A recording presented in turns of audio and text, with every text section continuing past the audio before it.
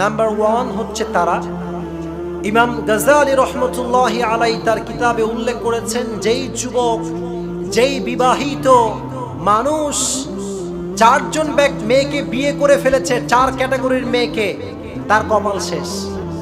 কয় ক্যাটাগরি?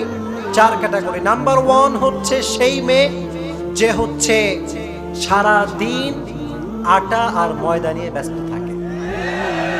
এরকম মেয়ে মনে হয় বাংলাদেশে নাই। আহেরা, এটার নাম হচ্ছে আহেরা, যারা সারা দিন কোথায় কোন ক্রিম পাওয়া যায়, কোথায় কোন বিউটি পার্লার ভালো, কোথায় গেলে রূপচর্চা ভালো হবে, সারা দিন এটা নিয়ে ব্যস্ত থাকে। এরকম মেয়ে আসনা নাই? শোনেন, নিজেকে সৌন্দর্য মেইনটেইন করে রাখা, নিজের কিউটনেস বজায় রাখা, এটা হচ্ছে নবীজির সুন্নাহ। সুবহানাল্লাহ পড়া।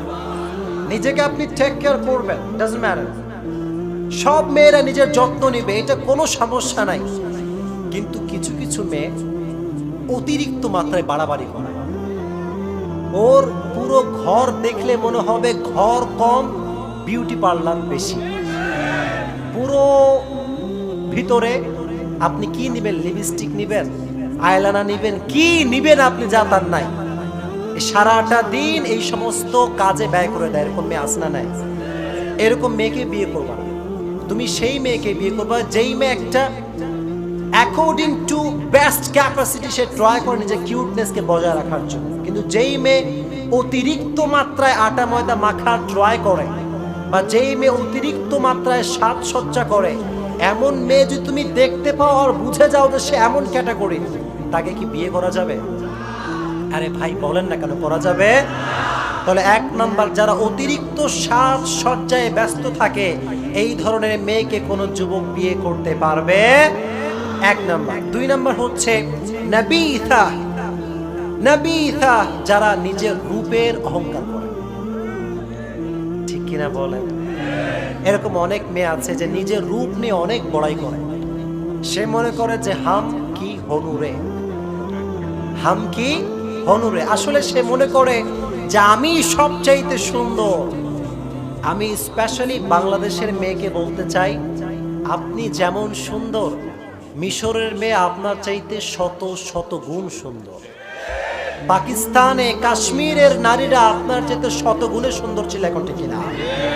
আপনার রূপ নিয়ে অহংকার করার কিছু নাই। মিশরের জমিনে যারা সুন্দরী নারী, এরকম হাজারো সুন্দরী নারী যাদের রূপের বড়াই তারা করতো, তারা দিন শেষে মাটির নিচে মিশে গিয়েছে। ছিল এখন ঠিক না? এই যে রূপের বড়াই করবেন না আমার মায়েরা বোনেরা। তাহলে কিছু কিছু মেয়ে আছে দেখবেন প্রিয় ভাইয়েরা, রূপের বড়াই করতে করতে করতে করতে বিয়ের বয়স পার হয়ে যায়, কিন্তু বিয়েই হয় না। ওই যে নিজেরে মনে করে হাম কি হনুরে, ওই যে আসে তারে মনে করে এ তো আমার যোগ্য না। কাউরে যোগ্য মনে করতেই চায় না, আজীবন সিঙ্গেল হয়েই মরতে হয়।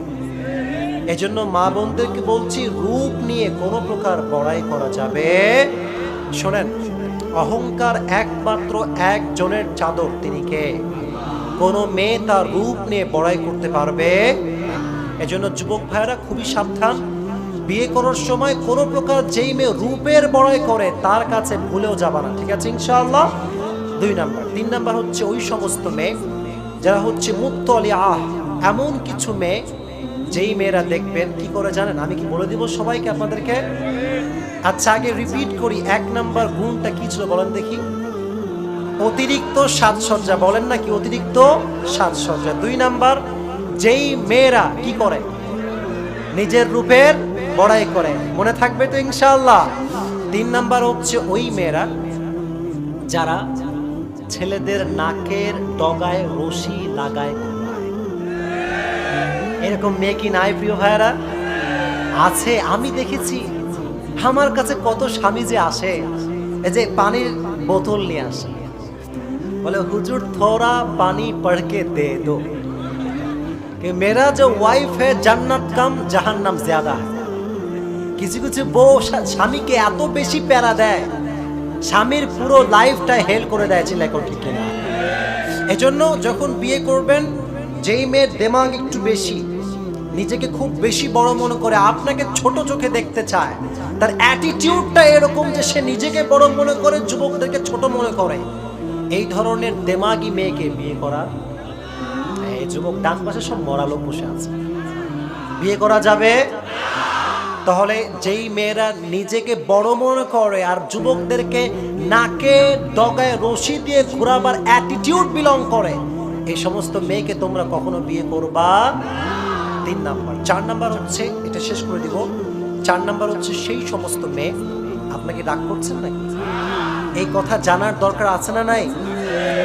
কিছু মেয়ে আছে দেখবেন ভেতরে এক বাহিরে আর এক, আছে না নাই? উপরে ফিটফাট, ভিতরে, তবে সব মেয়ে একরকম না। আমি বিশ্বাস করি আমার এই মাহফিলে যেই মায়েরা বোনরা এসেছেন সবাই নেককার দিনদার, আল্লাহ সেই হিসেবেই কবুল করে। কোন আমিন। আল্লাহর কসম, কাউকে হার্ট করার উদ্দেশ্য না, কাউকে আঘাত করতে আমি এখানে আসি নাই। আমি বলতে এসেছি সঠিক কথা, এটা আপনাকে শুনে আমল করতে হবে, ঠিক কিনা? তাহলে 4 নাম্বার মেয়েদেরকে বলতে চাই, যুবকদেরকেও বলতে চাই, এমন মেয়েকে বিয়ে করা যাবে না যেই মেয়ে তোমার সামনে দেখায় একরকম, ভেতরে চরিত্র আর এক রকম, ঠিক কিনা? এরকম মেয়েকে ভুলেও বিয়ে করবা। দেখেন, আমি দেখেছি কিছু কিছু বউ আছে আর কিছু কিছু মেয়ে আর কি, তারা স্বামী যখন সামনে আসে বলে, ওরে স্বামী রে, তুমি যে আমার কত কিছু দিয়েছো, আমি তোমার প্রশংসা কইরা শেষ করতেই পারবো না, তোমারে পাইয়া আমি ধন্য। এটা স্বামীর সামনে বলা। আর যখন বান্ধবী আসে, এবার আসে মূল ক্যারেক্টার, এবার বলে যে আমার স্বামী আমার জীবনে কিছুই দেয় না, ঠিক কিনা? এরকম কিছু কিছু মহিলা আছে আর কি, স্বামী আজীবন দেয়, আজীবন খাওয়ায়, আজীবন পড়ায়, আর লাস্টে গিয়ে বলে তুমনে মুঝে ক্যা দিয়া, তুমনে মুঝে ক্যা দিয়া, তুমি আমারে কিছুই দাও না। এরকম নাশুকরি মহিলা আছে না নাই?